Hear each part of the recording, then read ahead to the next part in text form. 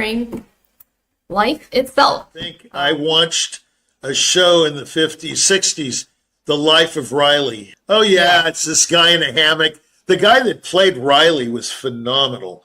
Great actor, perfect for this role. And it's about a guy who just sits in a hammock all the time, just like enjoying life. And you must think he must have all the money in the world. He must just have it all. But he doesn't look like he's rich or anything. He's just kind of a everyman, he has a nice little house with a picket fence, Pretty normal, yeah. Yeah, I can't remember if he had a wife or children, but the life of Riley is what I think of when I see that door, easy life. It's just immediate. That picture of Riley enjoying his normal and easy life. And it's now, yes, absolutely. And it's now a coined phrase. Everybody says, oh, he wants the life of Riley. So that's where I came up with this. So the life of Riley it's from the show. It doesn't exist. Okay. So this whole episode on life is a show or an example of things that are not. Okay. That are not existent. They don't exist. In other words, there is no easy life. There is no difficult or hard life. There's no normal life. There's no any kind of life. There's just life. And when people realize that they're not the only ones going through this life, then they're going to feel much better and easy life, because it's like saying, I was presented once with this pianist. I said, hey, how many hours a day do you practice? This is a famous pianist, maybe not to everybody. He goes, I don't practice. I said, I know, it sounds like it. So in other words, I was not very nice. This person, his name starts with a B, by the way. Okay, so you can try to, not Brendel, no. Anyway, so he said, I never practice. And I said, of course, it sounds like, he said, that's rude. And I said, no, it really is true. You're very gifted, but it sounds like you never practice. So in other words, it was just life. I'm not criticizing the guy. I'm not praising the guy. I'm just saying this is what it is. And that's what life is. For example, Dina, the violinist, she doesn't have an easy life because she demands a lot from that Sibelius concerto. So therefore, her life is not easy, but is it really difficult? Not really, because she's so gifted. See, you can go around and round and around this thing. Here's my life of Riley. Do you want to know what it would be?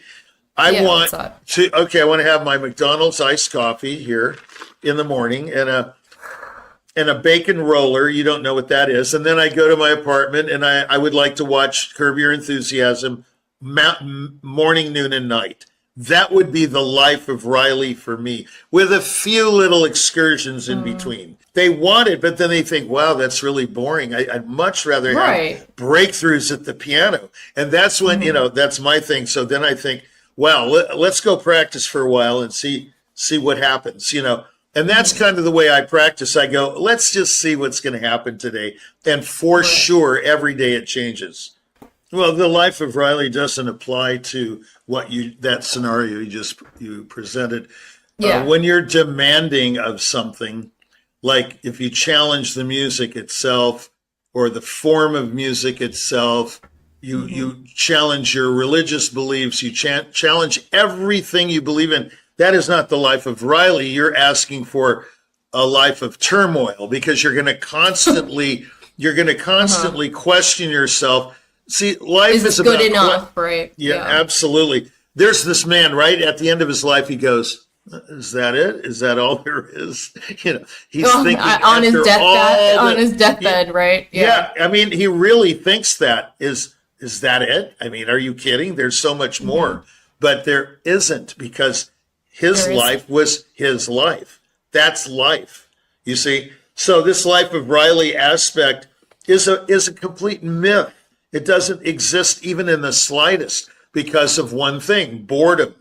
If you have this life of Riley, being human is to challenge and to say, I want more, I want this, I want some more candy, I want some more cars, whatever it is.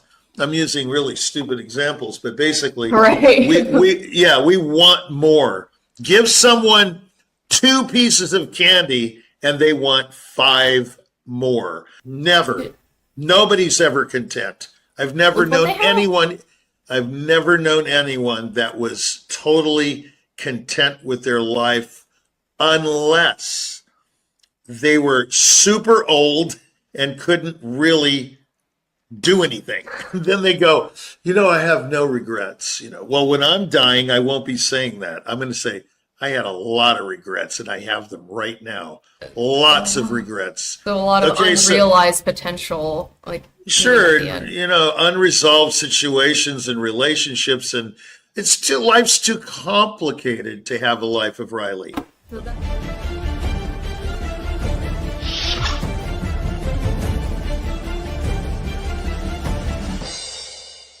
So yeah, see, hard life. It's simple. Hard life. See, it's just a matter of interpretation. Exist? Yeah.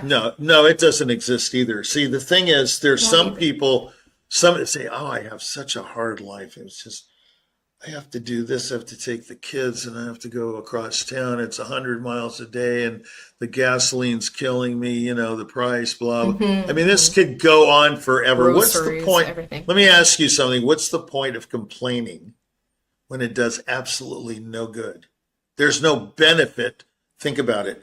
There's no benefit. There's only one benefit in complaining. There is some relief to it. Yeah, you get it off your chest. You go, "Oh, I feel really good. I just cursed my butt off right there, and now I feel really good." Because I like to curse a lot, so I go blah blah blah blah blah blah, and I feel I let off some steam, and but it really doesn't. Yeah, let off some steam. So what? How are we tying cancer as it relates to the hard life back to circle back to our subtopic here? Well, see, I don't think it's a hard life. I can say this with some experience. I know several people that are alive right now, 2 or 3, that have cancer. Right. And they pull the cancer card on you all the time. And that's because it's not in remission, but it's stable. Okay, when something is stable, not necessarily in remission, meaning you're terminal, but when it's stable, that can last for 20 years. I know my father-in-law, the conductor Gustav Meyer, had it for 20 years, and he did everything very well. Microbiotic diet, all this stuff to stay alive, and he did a very good job of it. But the point is, he is an example of the good cancer life. And that is, he never complained. He just did the best he could. He never complained about anything. I'm not saying I would do that because we all know I would complain. But the point is, he never complained. He really never did. Now, there are these other 3 people things being difficult, right? Yeah. To him, it was not a hard life. It was a challenge, and he met that challenge head on. Oh. It's all a matter of an attitude. It's cancer, breaking your leg, not being crippled, whatever. I can give you all kinds of stories, biblical and non-biblical, of people that were left impaired, but it's for a reason, in my opinion. So in other words, it's not a hard life. You have to look at it differently. How about that you're an example to other people? So if you're impaired in some way, like you can't walk, so other people notice you and they say, "Wow, I'm so grateful that I can walk."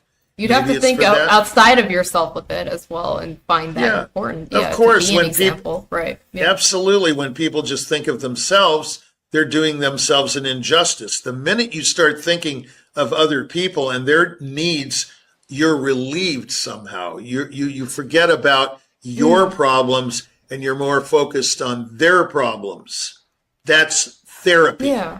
Okay. So there is no hard life, you see. There's just life. There is no easy life. There's just life. That's it.